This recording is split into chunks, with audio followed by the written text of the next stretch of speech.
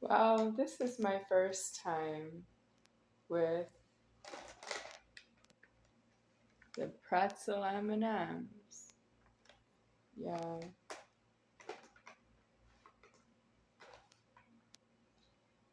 They're lightweight. I've been eating the peanut butter M&Ms. And now this pretzel M&M is lightweight.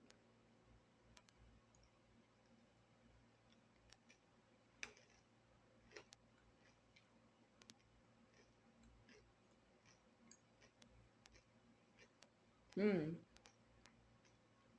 Yeah, that's good. What about a peanut butter pretzel M&M?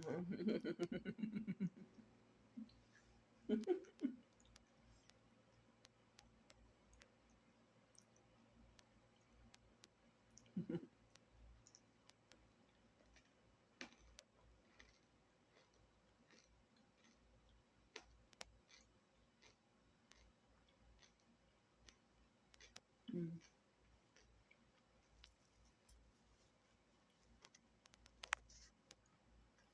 I like these for something different.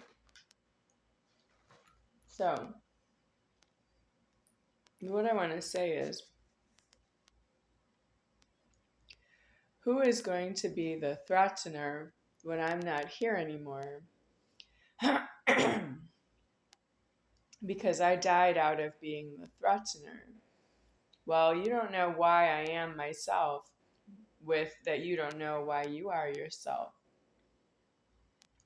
If you're still alive and you can see this video, or if you're anywhere in the afterlife and you can see this video, you are somewhere in the wrong with yourself.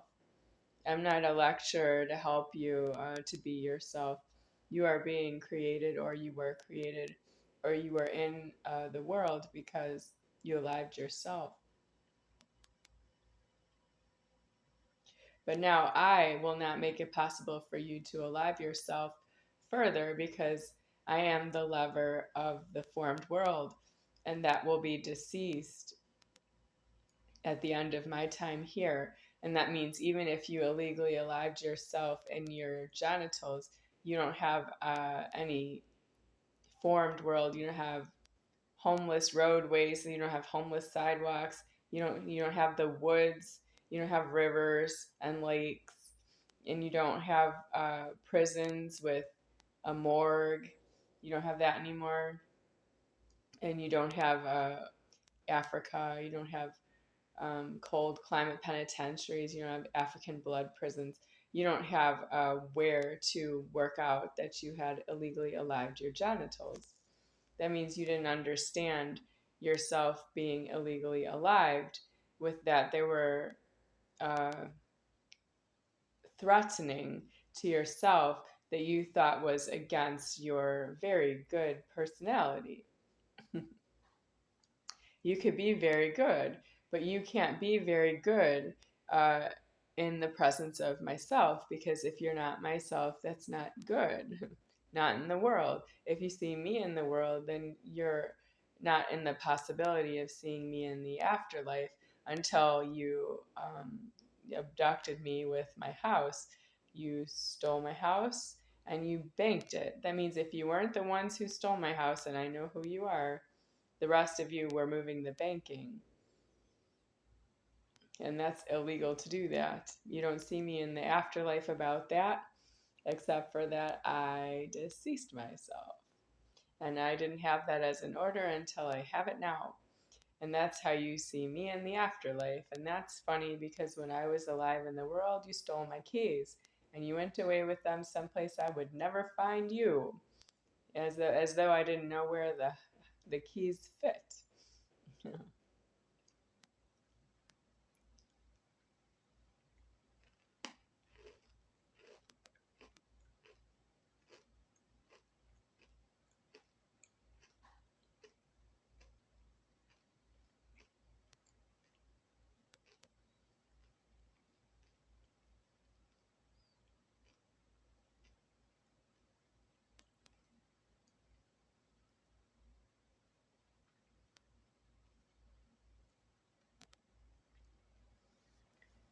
Mrs. Rauscher, if your name is Nida Rauscher, you're Mrs. Rauscher to me. The threatening is I don't know you in the money, that you would lock a 4-year-old child out of a house in the snow, and my mom figure rescued me and brought me back exactly to my house. She's not the good person you think she is to do that. That's you having been inside the house and not outside the house. You're due outside the house so I can have it and I can stay there. And my other house is, well, it was occupied because you're illegal.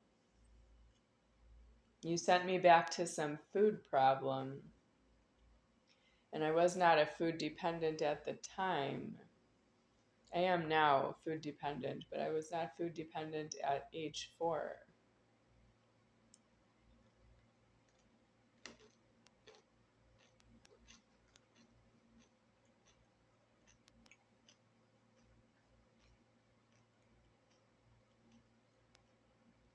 I was at the house with Nida Rauscher. Mrs. Rauscher opened the door for me. It was either kindergarten, K4, or K5, but I'm thinking it's K4. That was the first, like, really heavy snow in Wisconsin. And there was snow accumulation, and they called off the school buses. And my mom drove illegally on the roadways, even though the school buses were not driving on the roadways. My mom said, "Get in the car." Why did I get in the car? It gets in the car because it's angry. I got in the car and it went to Mrs. Rauscher house. And then I got back in the car after being there and I went back to my house all during a snow day when you're not allowed to be in school because the school buses are not safely traveling on the slippery roads with the snow being plowed. It's irregular because it's all the roads. So the snow plows are whenever they come at that time, which would have been the year 1981, I guess. Um,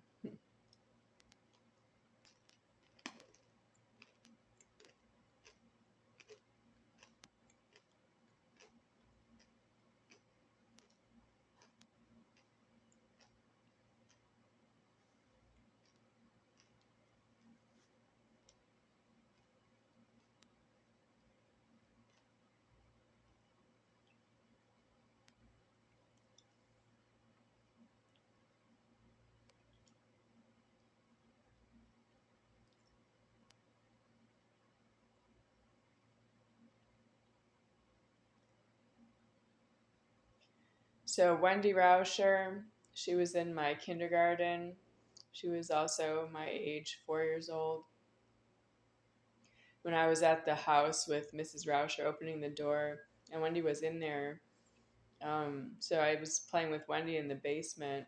Yeah, but listen to me talking about that. I'm 48 years old. I'm talking about when I was 4 years old. I'm still alive. I was playing with Wendy Rauscher in the basement. She had a toy car that you could sit in it. And it's like the Flintstones. You can move it around with your feet. I'm just saying, I remember, I can say that here and now, but I don't see Wendy anywhere around here. Yeah, she's not here. She's somewhere. Well, Mrs. Rauscher is definitely still in Illinois. And that's useless because she didn't help me when I needed her in the year 2005. I needed her immediately. Somebody snapped on that they were angry with me in my own housing, and they told me to get out, and I needed Mrs. Rauscher to appear outside the house and pick me up so I could leave. And this person who told me to get out of my own house in the year 2005, the address is 1158 Gale Drive, Buffalo Grove, Illinois 60089. It's on Zillow if you want to look it up. But when I see it on Zillow, I can see the address, but the house is completely blurred. I don't know if anybody else can see that on their own internet. The house is blurred. So it's not alive for me, but it might be alive for you or anybody else. So that's the house that I got locked out of because because I am myself, I guess. Um, I said something to somebody and I got immediately removed from being on the inside of the house, which was unlikely that I would be there at all. That means it was me who put myself in there and I put myself out because they didn't give me the keys immediately and leave the house for me so I could have the house. I need the house. I was alive in a house. I was born in a house. Everybody tells everybody they have a birthday, and everybody treats me like I was born in a hospital and put out of a hospital as a baby and I don't have a home. That's not true. I was alive as the size of a 3-year-old in my house, and I was the only one there. It's my house, and I can't get another house, not in any which way, being the death that I am, that looks like this. Uh, I just can't get a house out of you. You don't know how to get out of the way of myself and my leverage. You keep telling me and my needs to get out. I have a handful of needs, and the rest of the needs are in heaven. Yeah. Well, I just wanted to say it that way because you shouldn't say that I have sexual needs. I have a handful of needs for myself, and the rest of the needs are in heaven. And heaven is moving all around the needs heaven creates in the world. And that's what I think about my home computer, America Online, AOL, in the house that I lived in. It was a condominium, and I lived in. They had internet in the basement. I said they because I didn't put internet in the basement, but I found it in there. Um, so I was using AOL.com, and somebody on the internet from fraternity, possibly using Delta Tau Delta Eternity Fraternity. It's fraternity the wrong way. It's Eternity Cologne at this point.